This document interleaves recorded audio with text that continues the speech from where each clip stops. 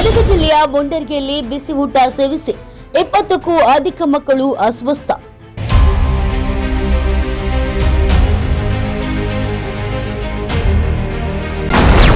ಬಿಡನಾಳ ಸರ್ಕಾರಿ ಶಾಲೆಯಲ್ಲಿ ಆತಂಕಕಾರಿ ಘಟನೆ. ಊಟ ಸೇವಿಸಿದ ಬಳಿಕ ಮಕ್ಕಳಲ್ಲಿ ವಾಂತಿ, ಬೇದಿ, ಹೊಟ್ಟೆನೋವು.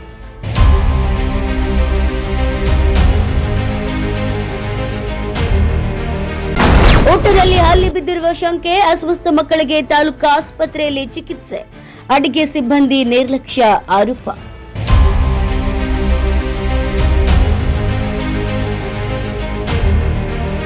ಬಿಸಿ ಊಟ ಸೇವಿಸಿದ ಬಳಿಕ 20ಕ್ಕೂ ಅಧಿಕ ಮಕ್ಕಳು ಅಸ್ವಸ್ಥಗೊಂಡಿರುವ ಘಟನೆ ಗದಗ ಜಿಲ್ಲೆಯ ಮುಂಡರಗಿ ತಾಲೂಕಿನ ಬಿಡನಾಳ ಸರ್ಕಾರಿ ಹಿರಿಯ ಪ್ರಾಥಮಿಕ ಶಾಲೆಯಲ್ಲಿ ನಡೆದಿದೆ.